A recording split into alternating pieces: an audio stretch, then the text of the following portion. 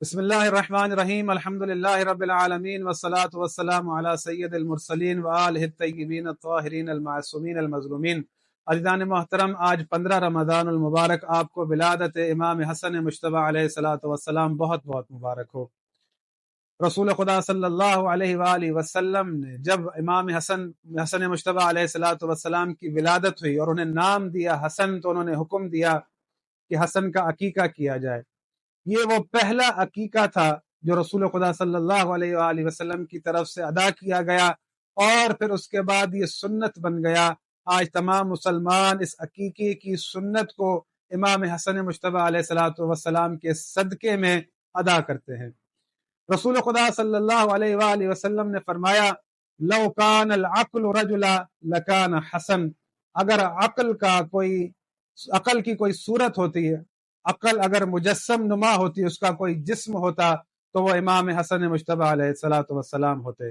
پھر رسول خدا صلی اللہ علیہ وآلہ وسلم نے فرمایا، اشبہت خلقی و خلقی، وہ خلقت میں اور اخلاق میں بالکل میرے مشابہ ہے، یعنی خلقت اور اخلاق امام حسن مجتبیٰ علیہ الصلاۃ والسلام بالکل مشابہ تھا رسول خدا صلی اللہ علیہ وآلہ وسلم کے۔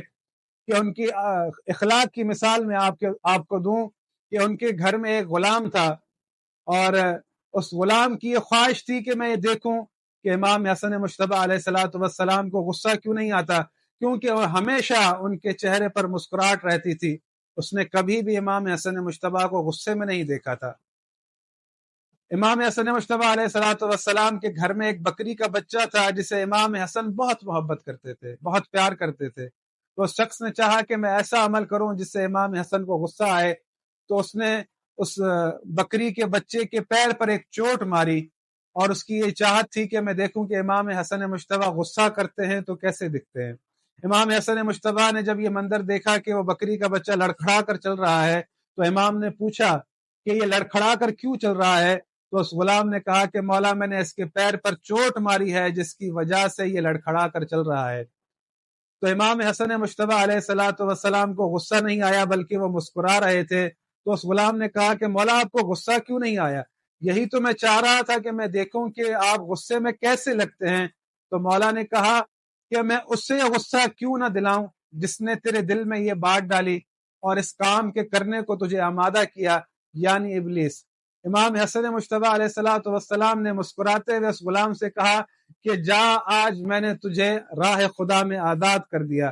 تو وہ شخص بڑا تعجب میں آیا کہ مولا، میں نے تو آپ کی ایک یعنی ایسی چیز جس سے آپ بہت محبت کرتے تھے اسے زر پہنچائی اور آپ نے مجھے آزاد کر دیا۔ تو امام حسن مجتبیٰ علیہ الصلاۃ والسلام نے فرمایا کہ ہاں، تجھے آزاد کرنا ہی باعث بنے گا کہ اسے میں غصہ دلاؤں جس نے تیرے دل میں یہ بات ڈالی تھی کہ تو یہ عمل کرے۔ یعنی امام حسن مجتبیٰ علیہ الصلاۃ والسلام نے غصہ نہیں کیا، بلکہ اپنے عمل سے شیطان کو غصہ دلایا۔ یہ وہ شخصیت ہیں، وہ امام ہیں کہ جن کا اخلاق، جس کی کوئی مثال نہیں ملتی، جس کی کوئی نظیر نہیں ملتی۔ خداوند متعال سے دعا ہے کہ ہمیں امام حسن مجتبیٰ علیہ الصلاۃ والسلام کی سیرت پر چلنے کی توفیق عطا فرمائے، اور امام حسن مجتبیٰ علیہ الصلاۃ والسلام کے صدقے میں دعا گو ہوں خداوند متعال سے کہ جو بھی مومنین پریشان حال ہیں، جن مومنین نے دعاؤں کے لیے کہا ہے، ان کی جو بھی نیک حاجات ہیں اپنی بارگاہ میں قبول فرمائے۔